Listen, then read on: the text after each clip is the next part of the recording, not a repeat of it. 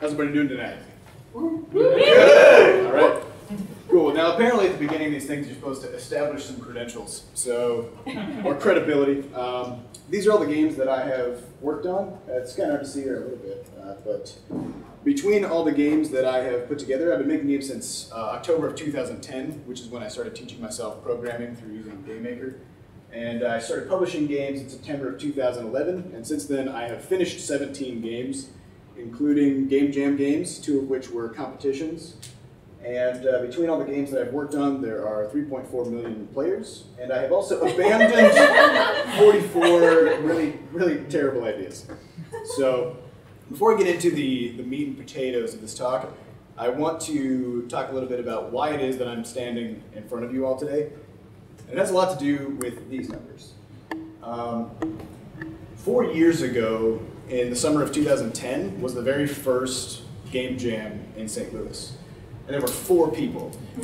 There was no Game Developers Meetup. There was no IGDA. And if we look at it now, we have almost 600 people in the meetup group, 120 members in the IGDA, and we had something like 200 people in the Global Game Jam this past January, putting us at one of the top sites in the world.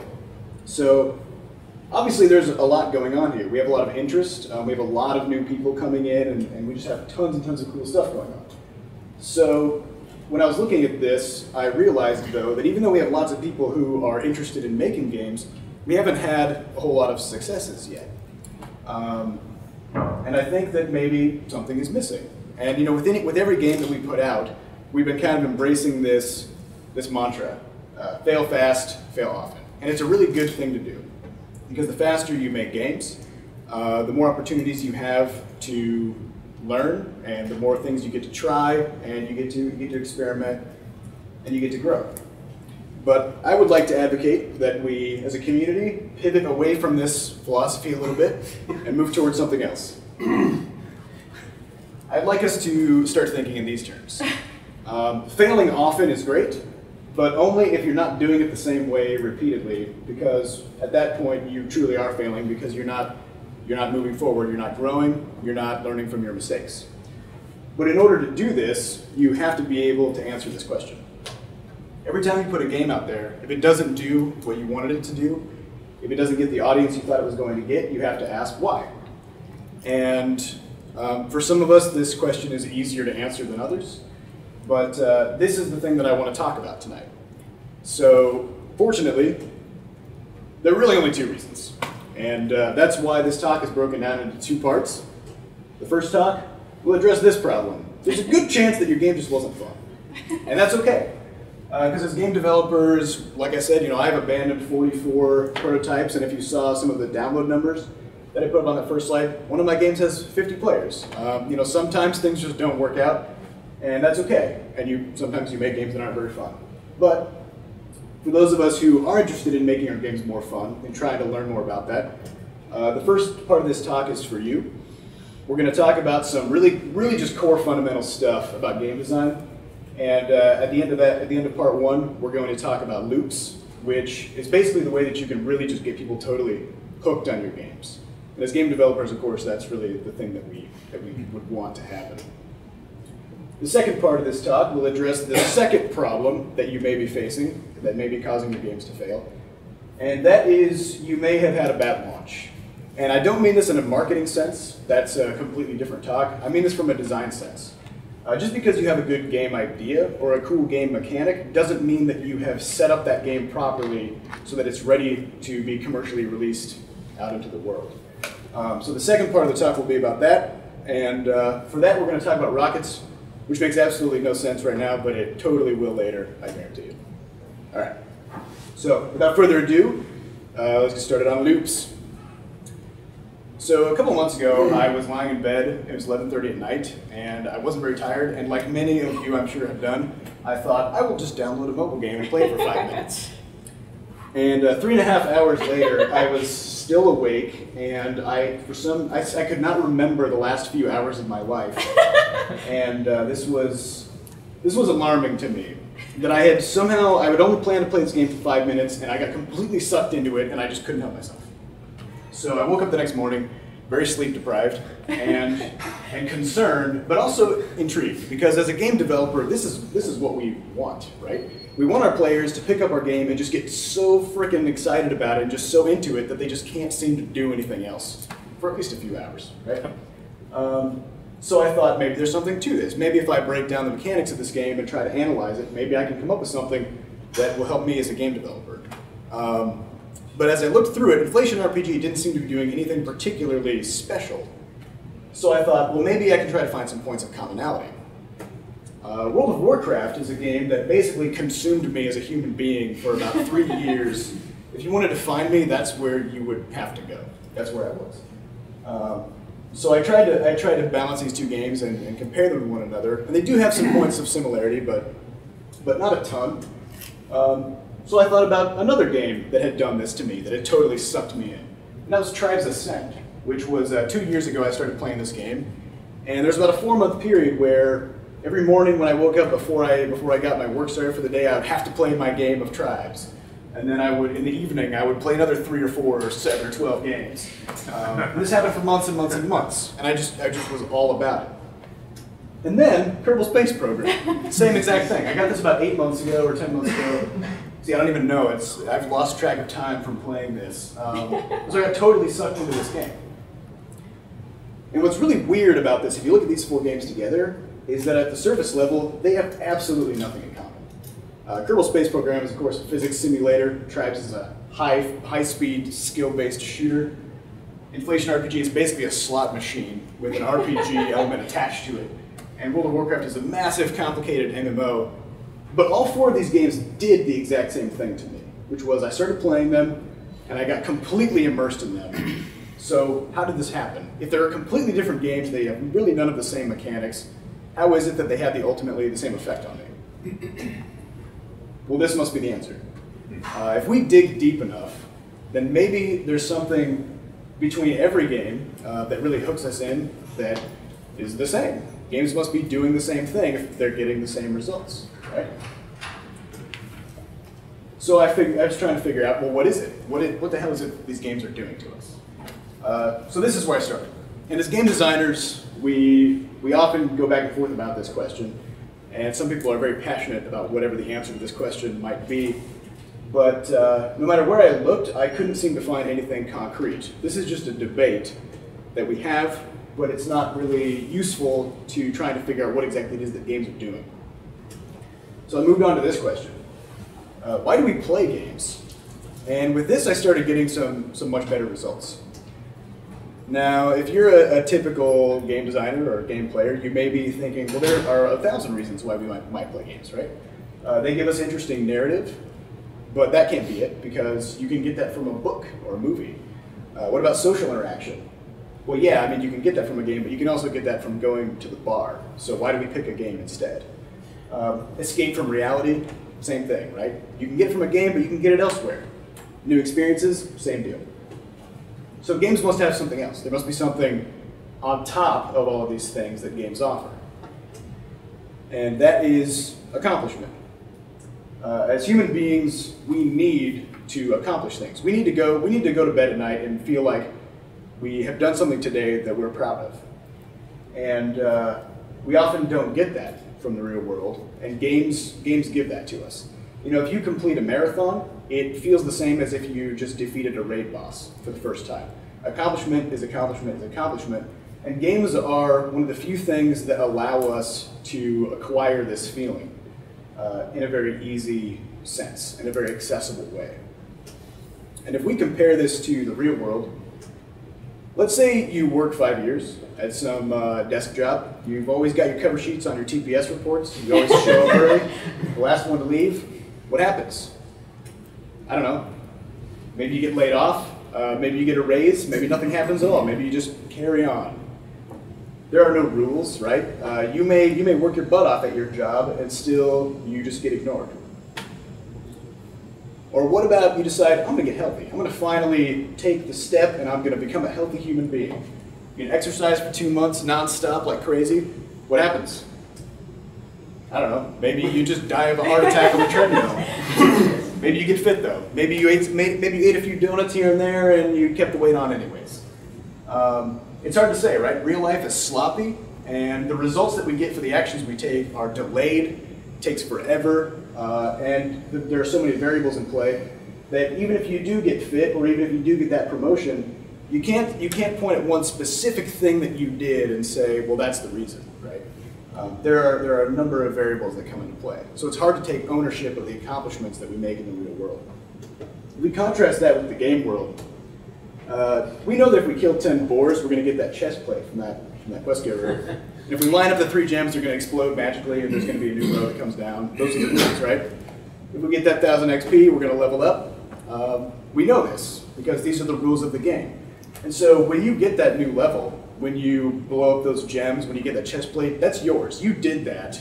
You get to take ownership of it. And you get to point at that and say, I'm proud of myself. Look what I just did, right? So the way that I interpret this is that if somebody says to you, I had a lot of fun playing that game, what that basically means to me as a game developer is that at some point when they were playing that game, they felt proud of themselves. You gave them a challenge that they were able to overcome, and they were able to pull that sense of accomplishment out of your game that they were seeking to begin with. So as game developers, we can basically think of, yes, we're making games, but that's not really our job. Our job is to make people proud of themselves. That's what we're really doing. So in order to do that, we just follow the simple formula, the accomplishment formula, which I made up.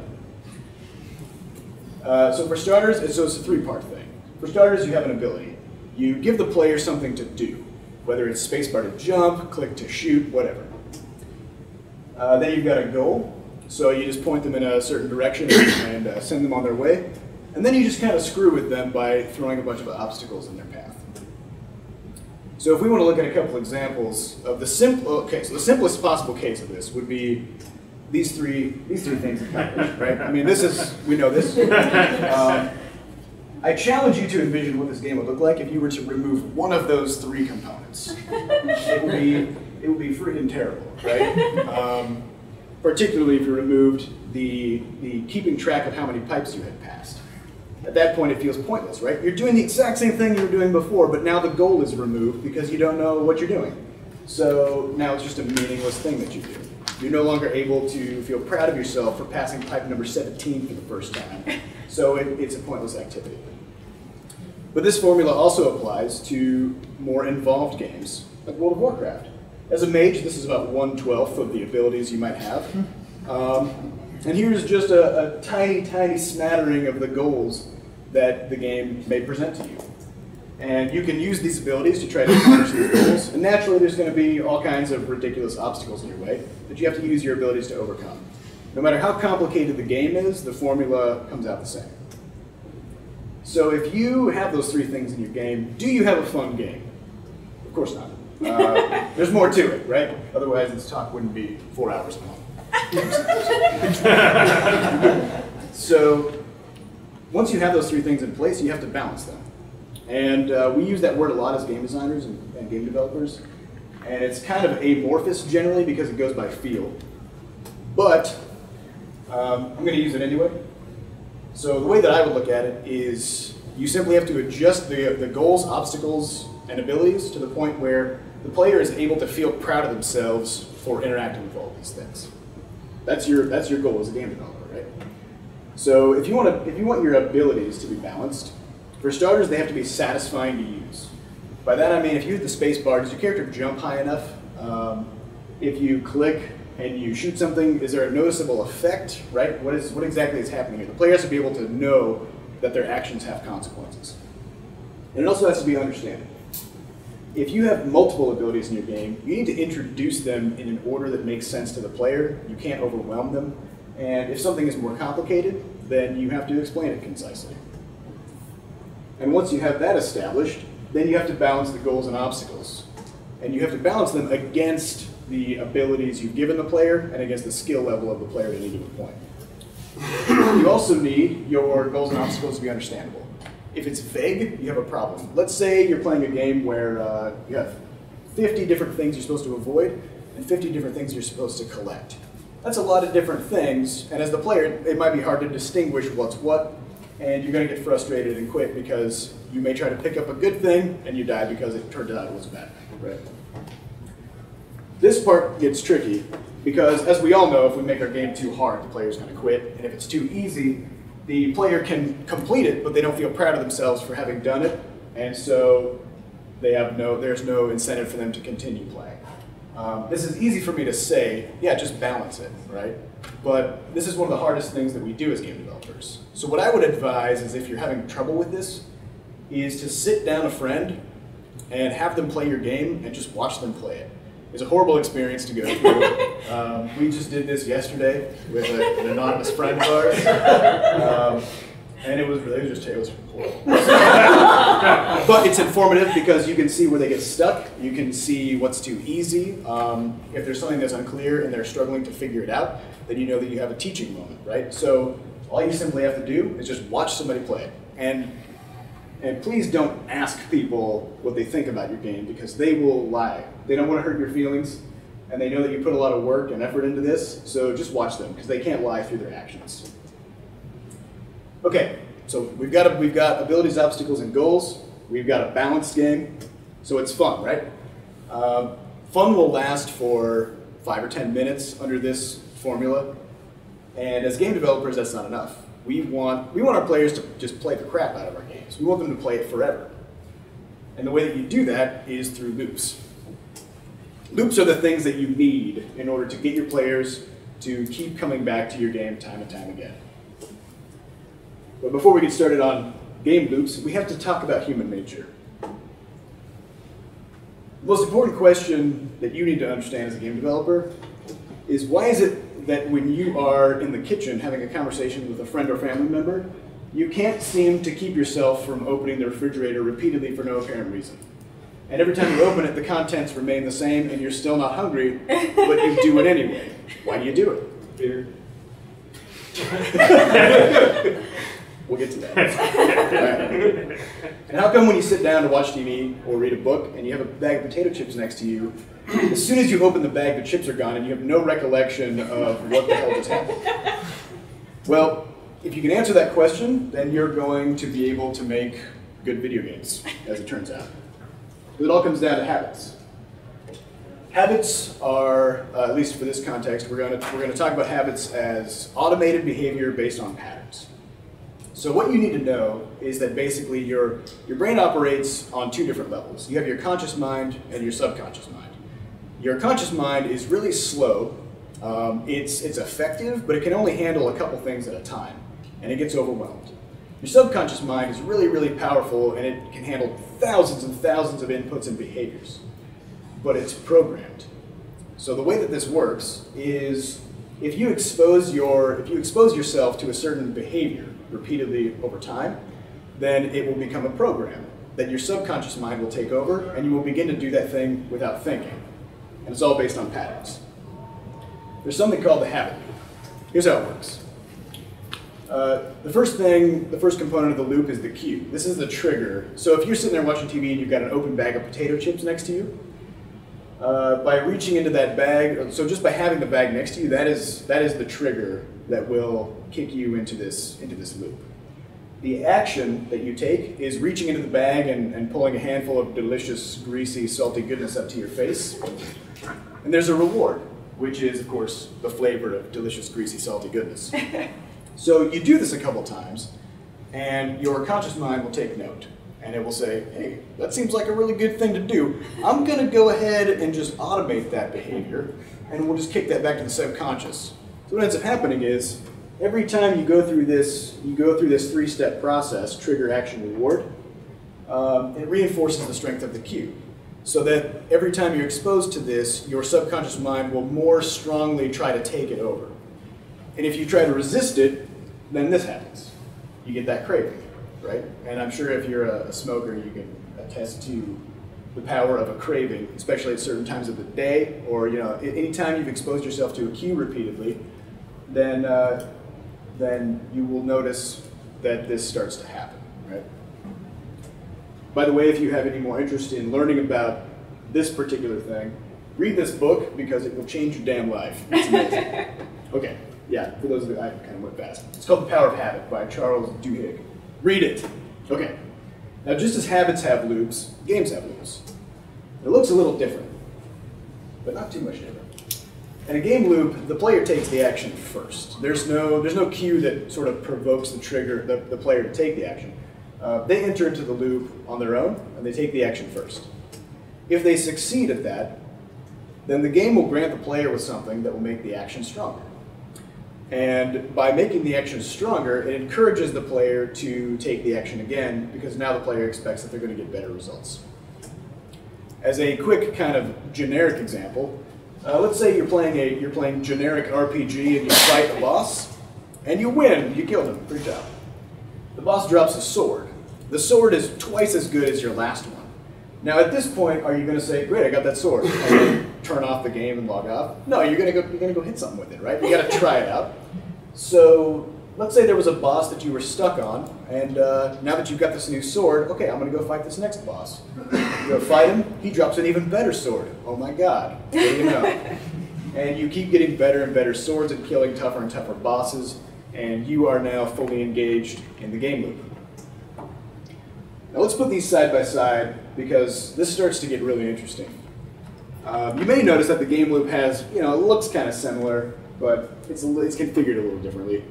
Well, let's break out the components a little bit. If we look at it from the right angle, we can see that the game loop is actually comprised of identical elements as the habit loop. It's simply arranged in a different presentation. Here's why.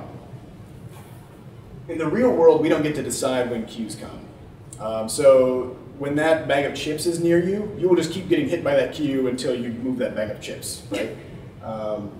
But in the game world, as designers, we get to put that cue wherever the hell we want, because we designed it, right? So the most successful game loops, the tightest game loops that keep players engaged for a really long time, are the ones that attach the cue to the reward. So in the case of the sword, the sword was both the reward and the cue. By giving the player a new thing that's going to make their gameplay better, as a reward for playing the game, they're going to continue playing the game because they want to make their gameplay better. They're basically on a treadmill, right?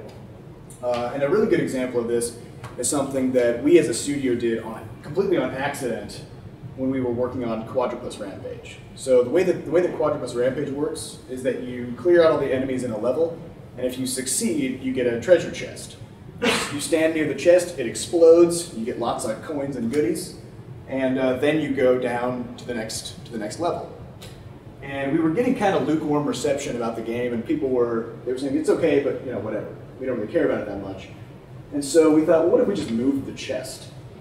So we put the chest basically almost on top of the exit door that takes us to the next level. As soon as we did that, we inadvertently, apparently, attached the reward for completing a level to the cue that takes you to the next level. So in order for players to retrieve their reward for doing a great job on this level, it just sort of pushed them right into the next one. So this is a really, really powerful thing that you can do. And once we hooked it up that way, all of a sudden we started getting all kinds of messages from people saying, oh my god, I cannot stop playing this game, I missed the bus, whatever. And this is the kind of thing that we strive for as game developers, right? We want people to just get completely absorbed into our games, and this is the way that it's done. So if you want to do this, there are two types of loops that you can utilize. There are power loops, and there are skill loops. So I'm not going to say there's only two, but these are the primary ones. A power loop is where after the player does something good, the game will hand the player something that makes them better at playing the game. The player is not inherently better skill-wise at playing the game. They just get bigger numbers when they hit stuff or they have more HP. As a couple examples to kind of illustrate how this works, in Kerbal Space Program, if you build a rocket and launch it and you manage to not murder everybody, then you get science. And science allows you to unlock some new rocket parts, which you can use to build a bigger rocket, which lets you launch it further. You get more science, which gives you more rocket parts to build bigger rockets to launch farther to get more science. It's just a loop, right? Tribes Ascend operates under the same principles. If you shoot people, you might win games. If you win, you're going to get some XP, which is a form of currency, and that you can use to unlock new weapons and classes. At that point, you have more utility, maybe you're hitting people a little bit harder, and you have a better chance of winning games, which is going to get you more currency. Last example, Terraria, operates under the same principles. You can explore, which allows you to get a bunch of new materials to craft with. You take them home, build a bunch of cool stuff. Now you're stronger, so you can explore even further. You collect all the stuff, bring it home, craft, now you're even stronger, now you can explore further. It's a simple power loop. So if you want to use these in your game, how do you do it? There's a two-step process that you have to walk the player through, and virtually every RPG you've probably ever played uses this principle. At the very beginning, the player is in the pattern formation stage. They haven't really been exposed to the mechanics of the game yet, and you have to train them. You have to teach them what is going on. So all you do to do this is you put the reward for what the player is doing very, very close to the action. This is why level 1 to 2 in any RPG you've ever played takes 1 minute. And why 2 to 3 takes 1:20 seconds. Those very early levels are crucial for making it so that the player strongly associates what they're doing with the reward that they're going to get for taking that action. Do a quest, level up. Kill a guy, level up, get a weapon, whatever. Once you've done that, you can start pushing the reward further. So this is why, in an RPG, which is a classic example of a power loop, which is why I keep going back to it, every level takes a little bit longer than the last, up until the point where it's 20 or 30 hours to go from one level to the next, but you don't mind. So you keep pushing that loop out, and you can push it further and further, because at this point, the player is basically in the habit phase of the loop. They've automated these behaviors, and they have sort of a program in their subconscious mind where they understand inherently what the consequences of their actions are. And so whenever they defeat an enemy and they get a little bit of XP, it's very rewarding for them because they know that that's earning them progress toward moving ahead. Now you might be looking at this and be thinking, that's cool and stuff, but why do you have to push the rewards out? Can't you just keep it really tight? Because if it's really rewarding for a player to level up in 1 minute, why don't you just leave it that way? Because as human beings, we're not satisfied with that. We don't like to repeat the same goal over and over again because it stops feeling like we're accomplishing something. And this all comes back to that pride factor. Your player needs to feel like they've really earned something. And so if every level takes a little bit longer than the last one, then every level they get to feel proud of themselves because they made it. And on top of that, there's a content delivery issue. If it only takes 1 minute for a player to get from one level to the next, how much of a story can you really tell them in 1 minute? Whereas if it takes 12 hours, then my God, you can do whatever the hell you want, really. Probably one of the best examples that I can think of the power of these loops in order for you to deliver content to players is BioShock Infinite versus level 89 to 90 in World of Warcraft. BioShock Infinite takes the average player something like 13 hours to beat. And level 89 to 90 takes the average WoW player something like 14 hours to complete. Only 42% of players who played BioShock Infinite ever made it to the halfway mark of that game. And yet there are millions of players who made it from level 89 to 90 in World of Warcraft, which is just a tiny sliver of that game. But simply put, they were moving through this power loop, and they were totally immersed, and they just cruised right through. Whereas in BioShock Infinite, the loops weren't quite as strong, and the story wasn't enough to pull them along, and so they fell off. Okay, so power loops, done. Let's look at skill loops. In a skill loop, the player repeatedly performs a difficult action, and by doing this, they're able to become better at performing the action. So the game is not giving the player anything new. The player themselves is becoming better at playing the game. How does that work? The player's going to try something, and they're going to fail, generally speaking. Because in a skill game, you want it to be, you want it to be a little bit hard to do, right? But what's really cool about skill loops is that failure has a reward attached to it, which is learning. Believe it or not, people love learning, but only if they aren't really aware of it. So by allowing the player to learn from their mistakes and letting them reapply what they've learned, then they want to try again. They want to correct their mistakes, and they want to attempt that tricky jump or whatever. I mean, Super Meat Boy is a fantastic example of how this is applied. Your classic scenario in Super Meat Boy is you attempt to jump a tricky gap, because what else would you possibly be doing in this game? You're going to mistime it and you're going to die, because this happens every time you try it the first time. But you saw where you died, you saw where you jumped from and how fast you were moving, and you have a pretty good sense of maybe what you should have done the next time. So you try it again, and you try it again, and you try it again. And every time you get a little bit closer until you finally get it. So that failure, yet being a little bit closer each time, is weirdly a reward in and of itself.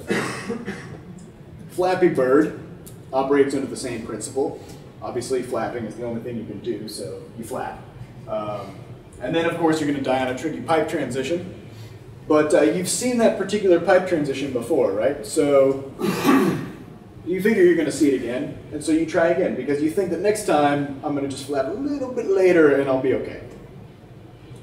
Skill loops, though, have some really sort of tight rules that if you break them, you're going to have a really hard time convincing your players to stick around. So if you want to make a skill-based game that operates under these loops, you got to make sure that you adhere to this. For starters, skill loops are built on repeated rapid failure, followed by the big triumphant victory. The victory, of course, comes when you complete the level or beat your high score. More importantly, the player has to understand why they failed.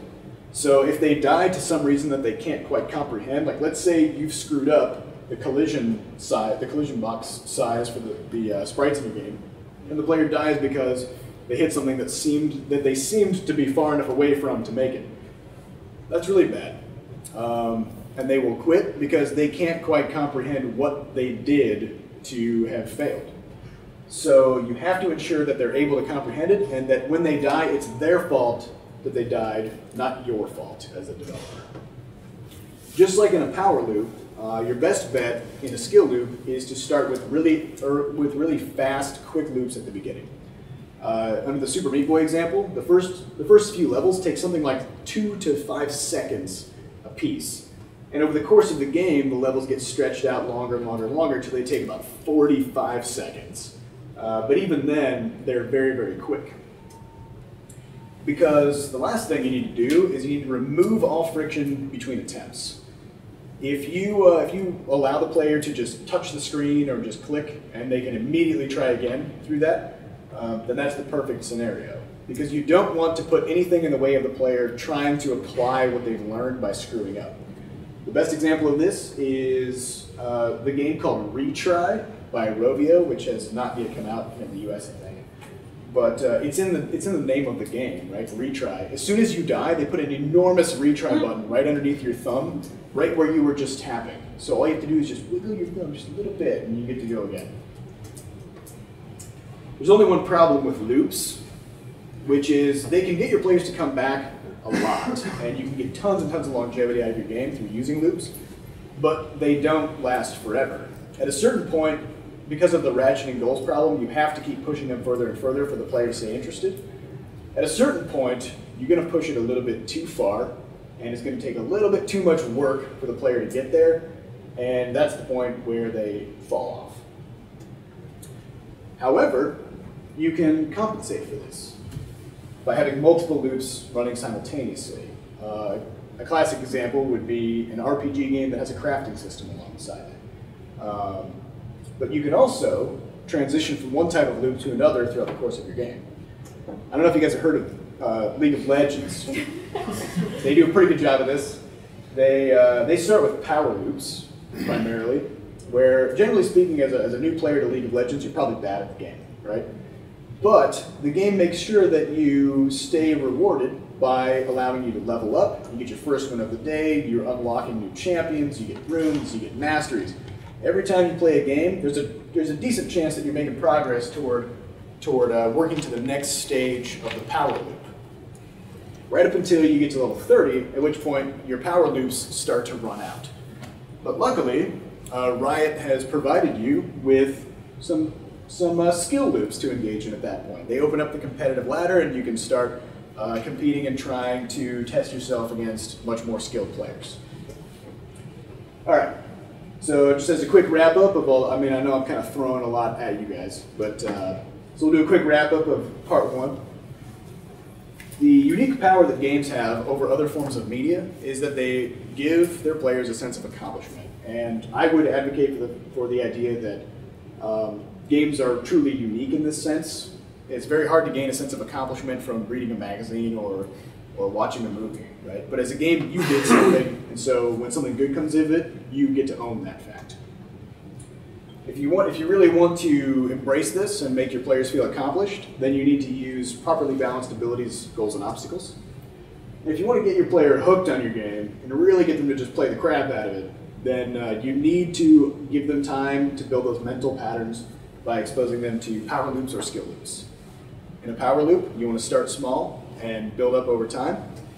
And in a skill loop, it follows the same rules, start small and build up over time. But one of the key distinctions is that quick retry is really, really important. Okay, so that's all that I have to say about sort of fundamental core game design stuff. I hope that was informative for at least one of you. And now we're going to move on to rockets. Okay. So a little while back, a couple months ago, my brother and I, we decided we were going to try to make a game every Monday in 10 hours and have it published by the end of the day. And it seemed like a good idea at the time. But anyways, what we discovered is that every time we did this, we were spending 20 to 30% of our development time, which was about 2 or 3 hours, working on stuff that didn't actually have to do with the core of the game. It didn't have to do with the mechanics, it didn't have to do with the gameplay, or any of that. Ultimately, it was stuff like main menus, sound effects, music, let's see, ads, in-app purchases, upgrade, whatever. And so we discovered that if we actually built a template, which is a pre-built GameMaker file that had all this stuff already in it, and if we used that as our starting point for the game, then suddenly we didn't have to spend 30% of our time on that anymore. Then all we had to do was spend 10% of our time just tweaking that stuff to bring it in line with whatever the game was that we were working on. So ultimately we had this template that had all this stuff in it, and a lot more. And we were able to then save a lot of time and therefore we will pack a lot more game stuff into that 10-hour development cycle.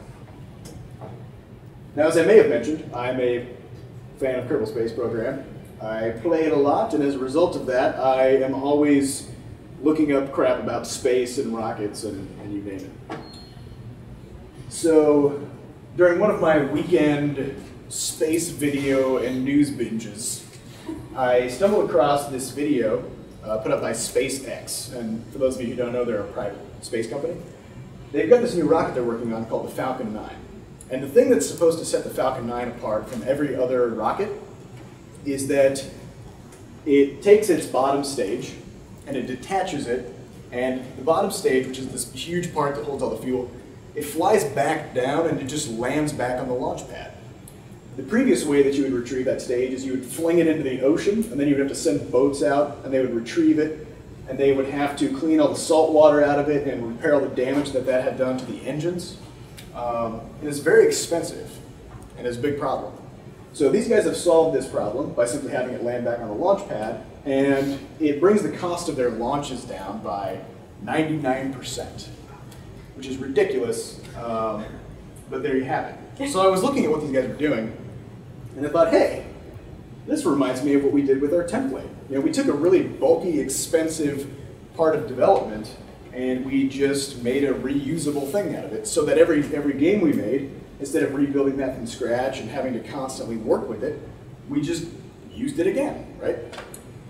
So I was thinking about this, and I thought, that's pretty cool. There's this kind of nice parallel between rockets and games, right? But as I was thinking through the vocabulary that we use to talk about rockets, does anybody find these words familiar from a game development context?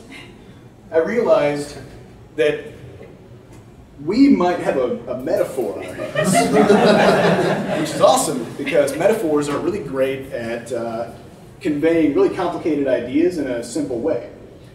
The only hiccup with this metaphor is that you have to be a rocket scientist to understand it. So we're going to get started. Okay. Now, if you're going to launch a rocket, your goal is to get into orbit. Okay? That's your first goal. So let's talk about that. If you're going to achieve orbit, there are two things you need to do. For starters, you have to go up really high. That's referred to as your altitude. And once you get over the atmosphere, you enter space. But that's not enough. If you shoot your rocket straight up, it's going to simply fall straight back down. There's something else you have to do, and that is you have to get crap loads of horizontal speed. The International Space Station travels at 8 kilometers per second. So it's much, much faster than a bullet, and it has people living on it, which is awesome. But anyways, so once you are moving sideways really fast, you're still falling. You're just falling so fast forwards that you're just missing the ground nonstop. So you're just falling in a circle around the planet. Eventually, though, you will hit the ground. There's something called orbital decay. There are lots and lots of forces that are pushing your craft around and moving it. And eventually you'll stop missing the ground and you will hit the ground, and that's bad. But it happens. So how are you going to do that? We need a rocket. For our purposes, in order to bring this into the games metaphor, we're going to use a simple rocket that has 3 parts. We have the lifter stage, which is it's huge. It's got giant engines, tons of fuel. It makes you go up really, really fast. That's the part that gives you that altitude. Then you have your upper stage. This is the thing that makes you go really fast sideways. I'm using some technical terms here, so slow me down if you need it. So it's got a little engine, some fuel, but it's very small and light, so it's able to go really fast sideways. And that's what keeps you in that orbit and gets you to around the pole of gravity.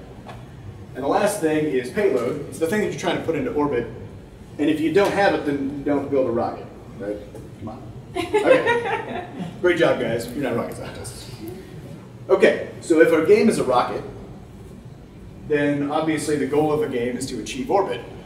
But that doesn't really mean anything because you're not shooting your game into space, I hope. So we need to use this word differently. What does it mean for a game to achieve orbit?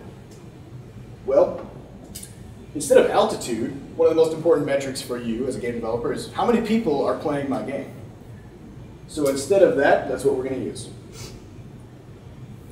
And instead of trying to get over the atmosphere and to enter space, we just want enough people to buy our game that we recoup the costs of development. That's step one.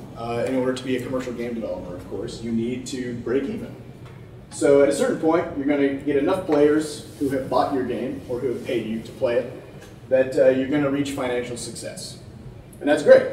But as a game developer, like we talked about in the loops section, you don't want people to play your game for 5 minutes and then say, eh, and then be done with it. You want them to really, really play it. You want them to play it forever, if possible. So that's where that horizontal speed comes in. This is the retention and virality portion. If you get your people to play your game for a really long time, and if they're telling their friends about it, then chances are your game is going to be able to overcome the pull of gravity. Or rather, all kinds of other crap. Competition from other games, which are going to be pulling players away from your game. There's the novelty issue, which is people get tired of stuff after a while. And there's also potential for platform quirks. If you're #1 on iTunes, then you're subject to these pressures a lot less than somebody who's number 1,000, right? And the last thing you got to do is get through the launch barriers. This is your Steam green light, your App Store approval, whatever it is you need to get through, just in order to kick that thing off the launch pad. That's down at the bottom. That's where the atmosphere is the thickest, right? Okay. So if we know that our goal is to get our game into orbit, then we have to build our game properly so that it can achieve this. So we're going to use that rocket structure, and we're just going to relabel it a little bit. For starters, instead of the lifter, we have our new player stage. This is the stuff in your game that brings the new players in. It's the thing that's going to make you go up really fast. Then you got your retention stage. In the case of the rocket, it was the thing that made you go sideways really fast. This is the thing that's going to keep your players sticking around for a really long time and possibly get their friends to start playing. And last, we have the gameplay. And just like the payload, if you don't have it, then what are you doing? Don't launch it, right? Okay, so let's break this down. For starters, we have the gameplay. This is the payload of your rocket. It sits on the top. It's the core of your game. It's the thing that gives it its purpose. If you just put that on the launch pad by itself, it is not going to go anywhere. You may get super lucky, but chances are if you just build a functional prototype, which is effectively what this is, then nobody's going to care. So don't try to launch it by itself. Ultimately, whatever you decide to put in there, whatever you pack into that top portion of your game, is going to affect how you're going to have to build the rest of the game. Because some mechanics are going to be harder to lift into orbit than others. Let's take a look at what this means. Now, in the case of a rocket, your payload that you're trying to deliver has mass. And of course, the more mass it has, the harder it's going to be to get it up there. The same thing applies to gameplay mechanics. But instead of mass, we're going to think of mass as development time. In other words, some mechanics just take a lot longer to flesh out than others do. The longer you spend developing your game, the higher that bar for success is, because your break-even point has gone up and up and up, which means you have to launch even higher in order to maintain an orbit. So let's look at some examples. If you have small gameplay, meaning cheap to develop, you're going to have generally accessible, simple mechanics. You're not going to have very many of them overall. If you want your game to be cheap to develop and easy to get up there, then you're going to have very few systems interacting with each other because it's faster to balance. If you have skill-based games, then you don't need to pack nearly as much content in. So think about Flappy Bird. I mean, how much content does this game have, right? It's just the same thing over and over again, but the loop comes from the player's skill, not from something that you have to put into the game. So this is much cheaper to develop, and the bar for success is lower. There's also massive gameplay, which takes forever to develop. You're going to have much more elaborate, complex stuff going on. If you are going to rely on power loops as your primary loops, then your gameplay is going to be more massive. It's going to take more time to develop. In the example of the sword coming from the boss, well, you're going to have to make a new sword every time, right? So pretty soon you're going to get tired of making swords and you're just going to launch the thing, and hopefully that's enough for your players. One-solution puzzle games are actually pretty massive. Think about something like Portal. If you want to make a game that is that finely tuned of puzzles, it takes a lot of time, and it takes a lot of testing. And even though the game itself is quick to complete, it doesn't take very long for a player to get through, the development time that you have to pack into every minute of the player's gameplay is immense. So even though these games tend to be kind of small in terms of the player's perspective, from a development perspective, they're huge. So if you're trying to get a game out there and launch it commercially, for every mechanic that you decide to pack in to that payload, realize that different mechanics are going to affect how you're going to have to build the rest of it. Let's take a look at some butterscotch examples. Quadrupus Rampage is a game that we launched last year. It has pretty low mass. It has endless gameplay. This lightens the load because endings take time to develop. If you don't put one in, then no problem, right? The power loops in this game are mostly numbers based. So the character gets stronger by leveling up and purchasing upgrades. So we don't have to add more art assets or any of that whenever the player gets stronger. We just increase their numbers. So that's not very much development time. If you have permadeath, then it's going to stretch your content out a lot. If a player wanted to play straight through Quadrupus Rampage and get from the beginning to defeating the ending boss, which many players would consider the end of the game, even though we don't stop it there, it would take maybe 20 to 30 minutes. But we have players who would play the game for 2 or 3 months before getting to that last boss, and it's all because of the permadeath. So we've taken the exact same amount of content and we've spread it out over a huge period of time. The mechanics themselves are not that complex. They are a little bit difficult to understand for a new player from time to time, but they don't interact with each other a ton, and so it's very easy to develop each individual mechanic and make sure that it was fun. Crashlands is our current game, and it is huge. It is really, really massive. We have power loops as the core means of progression, and this all comes through a crafting system. So instead of gaining XP and leveling up, You kill a bunch of things, and by doing that, you earn science points, which lets you unlock recipes, which lets you then craft stuff using the pieces that you got. Which means every level of power that we want the player to gain, we have to add something like 25 new things to the game. It's ridiculous. We also have dozens of overlapping game mechanics, and each new mechanic that we add often interacts with all the existing mechanics, and so this bogs the game down as well. The game is story-driven, so story events are scripted, and they're a one-shot deal. The player's going to only be exposed to it once. Each part of the story, once they see it, they don't really care that much to see it again. They know the story now, so you don't need to tell it over and over again. So there's no real replay value in those little scripted story elements. But each element takes time to develop, and that, of course, pulls the weight of the game up. If you're going to make a massive game, it's going to raise the bar for success. It's going to push your break-even point dramatically higher, which means you'd better build the rest of your game well enough that you get it up there. So that's what we're going to talk about next. Player acquisition. This is your lifter stage. And when I say acquisition, I don't mean like these user acquisition campaigns that the marketing fellows always talk about. I'm talking about just literally making your game good enough that people want to play it. That's what we should really be doing. You want to seduce people. So there are lots and lots of different things that you can pack into this. And in fact, you should probably pack all of these things into this.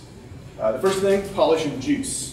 Are buttons responsive? Are there plenty of sound effects and really interesting things going on? Are there particles whenever something explodes? Or does something just disappear, right? You have to make sure that everything that happens in the game is interesting to look at, interesting to listen to, and very responsive to whatever the player does. Music and sound effects are very important for this. Again, they don't affect the gameplay in terms of the mechanics, but they add a ton to the selling power that your game has because it attracts people to the game. I mean, think about Bastion without the voiceovers, right? We also have a unique art style and aesthetic, and I'm going to hit on that a little bit later, but it is important. Humor and quirkiness are always a plus. If you get people to laugh, they're going to be much more receptive to everything else that you're doing. Keep your UI consistent and clean so that if somebody looks at a screenshot of your game, they're not going to be deterred from playing it. If you have a very interesting or unique story or setting, then that's also good. People are kind of getting tired of, say, the zombie survival game, for example. But if you manage to add a weird spin to that, then that's a selling point all of a sudden. People become interested. Two more things. We have screenshot ability. How good does your game look in a screenshot? This is one of the big things that you're going to be using to sell your game. So if you don't spend the time to make your game look good at a standstill, then how are you going to get people interested in playing it? Filmability is the other one. Gameplay videos are one of the other big ways you're going to be trying to get people to play your game before they decide to buy it. So if somebody's playing your game, does it look boring to play? Because if so, then it might just be boring. So keep an eye out for this. Ultimately, you ever hear the phrase, 80% of your development is going to take place during the last 20% of the game? This is the 20%. The reason that it takes 80% of your development time is because we hate working on this stuff. As game developers, the stuff that we care about we care about the mechanics and all the interesting stuff and trying to blend new elements together in ways that have never been seen before. But this has really nothing to do with that. This is all stuff that makes your game feel really good, and it brings people in, but it's hard to work on because it's not nearly as exciting from a development perspective. And this is why tons and tons of people who are first getting into game development give up. They work on a game and they get really excited about the concept, they start working on it, they get the mechanic fleshed out, and then when they have to start moving buttons 5 pixels to one side to clean up the UI, they get tired of it and they stop. So, as much as I hate to say it, as a developer, if you really want to get your games out there and go after that commercial success, this is where you're actually going to be spending a ton of your time on this stage. There's one thing you can do to really make this thing go, and that is bring uniqueness into the mix. This is absolutely the most powerful thing that you can use, because people love new experiences, and I think that's pretty obvious. But what's more important is that if your game really is unique down to its core, which is very hard to execute, of course, but if you can do that, then there's no competitors. If you put your game out there and somebody says, I want to play a game like this, then all they get to do is play your game because there's nothing else. So you've cornered the market on whatever the experience is that you've created. How are you going to do that? I've got 4 possibilities, but there are probably 1,000. For starters, you could take a rarely used aesthetic and apply it to an existing genre that people have seen before. Limbo did a great job of this, and it got them tons of publicity. People saw this game, and it's a puzzle platformer. Nothing particularly groundbreaking in terms of the gameplay, but it looked so good, and so everybody wanted to play around with it. Team Fortress 2 did this. Up to that point, FPS games had tended to be a lot more on the serious side, and Team Fortress 2 made it basically into a Saturday morning cartoon just with lots and lots of blood. So they got tons of press for this, and they had a much easier time attracting players because the game looks really weird and interesting. You can also take an existing genre that has fairly established rules, then throw a wrench into it, basically. Rogue Legacy did this. They took a genre that had permadeath, and they left the permadeath, as in your character dies permanently, but your character has heirs, and he can pass his armor on to his heirs. So you get to keep some of your progress then, and that made the gameplay much more compelling. Braid did this as well. It was just a simple puzzle platformer, just like Limbo, but with the time reversal mechanic, all of a sudden a whole new world of possibilities open up in terms of what kinds of puzzles you can make. Plus, it just looked really cool. Imagine what Braid would have looked like if you had the time reversal effect, but none of the really cool special effects that go along with it. If you've seen Braid, whenever you hit the button, things kind of move backwards, the background moves out, and things go black and white, and do all kinds of weird stuff. So the effect itself was really fun to play around with, plus the mechanic was interesting. You could also take 2 genres and just slap them together in a way that people have never seen before, and then you can make $3 or $4 million a day by making Puzzles and Dragons and blending Pokemon and Bejeweled. This is hard to do, but sometimes it pays off, and it comes right back down to that cornering the market. If you take 2 genres that have never really been put together successfully, and you pull it off, nobody else is going to be there competing with you. And the last thing you can do, you can just invent an entirely new genre. That is hard to do, but this happened with Dota, which, of course, is responsible for the building that we're standing in, I imagine. The entire genre was created by this game. And Minecraft, which spawned its own survival crafting genre. Now everywhere you go, everything is made out of pixelated blocks. This is really hard to do, so don't really strive for this, but if you can do it, then by all means. One of the hardest reasons, or one of the biggest reasons why this is hard, is that it's really difficult to talk to people about something that they can't even conceive of. So if you have a game that falls into a genre that's never existed before, instead of saying to somebody, oh, it's a tower defense game, you have to say, oh, it's a game where you move things around, and then you have to kind of explain the mechanics, and it's a little bit harder to get people interested that way. So that's something to be careful about if you do manage to come up with an entirely new concept that's never been seen. I just want to reiterate, though, that just because your game is unique doesn't mean that people are going to care. You still need all that other stuff from the list on the previous page. You need that polish, you need the music and sound effects and the ambience, and you need all that stuff. So just because your game is unique, don't think that it's going to coast by just on that. And the last thing we'll talk about is the retention and virality stage. Of course, once you have your players, as a game developer, your goal is to keep them interested. Retention, first, has to accommodate whatever the shape and size of your gameplay.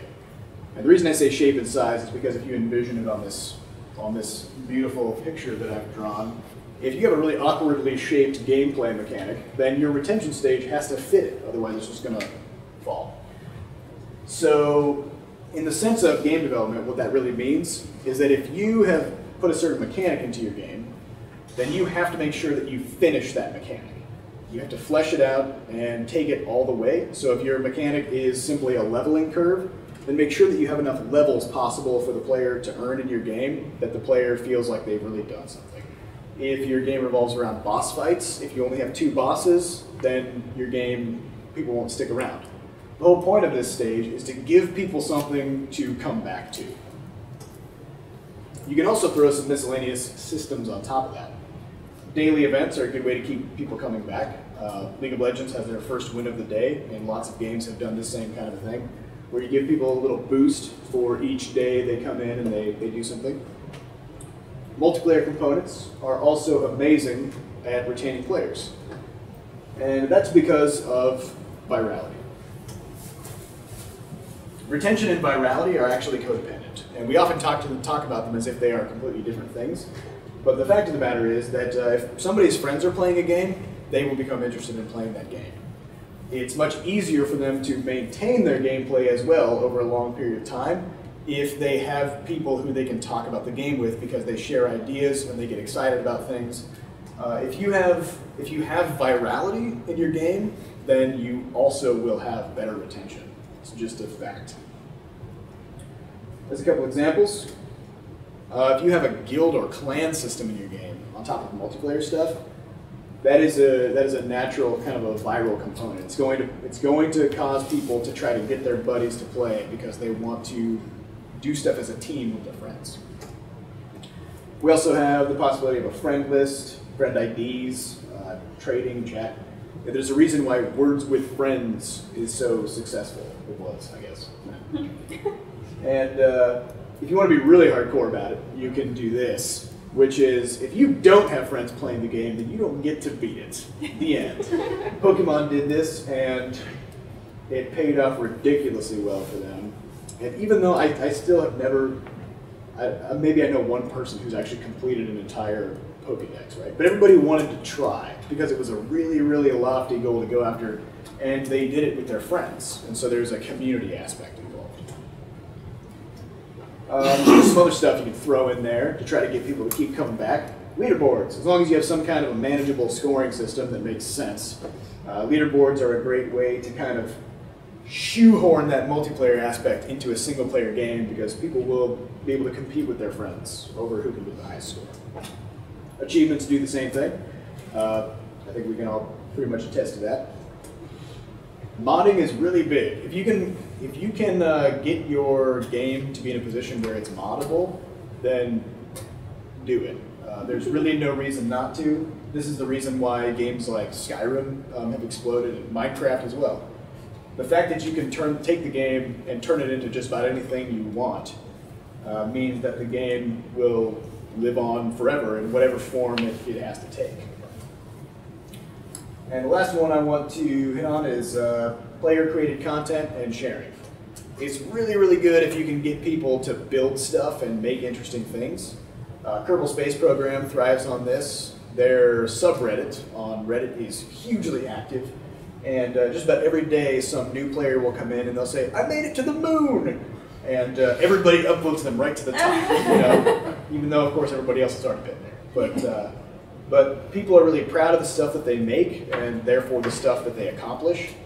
And they want to share that with people. So anything that you can do to get people to make stuff, and then any avenues you can open to allow them to share that stuff with each other is really powerful for building virality and retention both. All right, so we've reached the end of part 2. Just a quick recap. Your goal, of course, is to get your game into orbit, meaning keep it above that financially sustainable threshold for as long as you can. For starters, some considerations with gameplay. Different game mechanics have different mass. The more massive the game is, the longer it's going to take for you to develop it, which means that bar is going to be higher. And whatever you decide your game is going to be, you have to then take the time to build out the rest.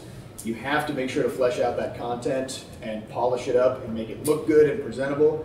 Otherwise, no matter how good your idea is for the game mechanic, people aren't going to care unless you present it well and execute it. Under the retention stage, Like I said, flesh out that gameplay, make sure that your game mechanics are fully realized. And if you bring in multiplayer components in any way possible, it's going to build virality, and virality is going to improve your retention. And if you can get player expression and modding in there, do it. Last but not least, the player acquisition stage. Like I said, this is the 80% of your development time and the part that we all hate to work on. If you make your game unique, it's going to really boost the crap out of how powerful this aspect of your game is. But it's not enough. Your game also has to feel good, it has to sound good, it has to look good. And I can't stress this enough. This is the worst part to work on, and it's a grind. But it's the thing you have to do in order to keep making games, because this is the thing that's going to let your game really take off and go somewhere. So take the time to work on this stuff. You have to do it. All right, so that's all I've got prepared for the day. I'd like to thank you all for coming. And if you take nothing else away from this talk, please, I hope you take this. I hope that you strive in whatever games you make. I hope that your biggest goal is to make your players proud of themselves. All right, thanks, guys.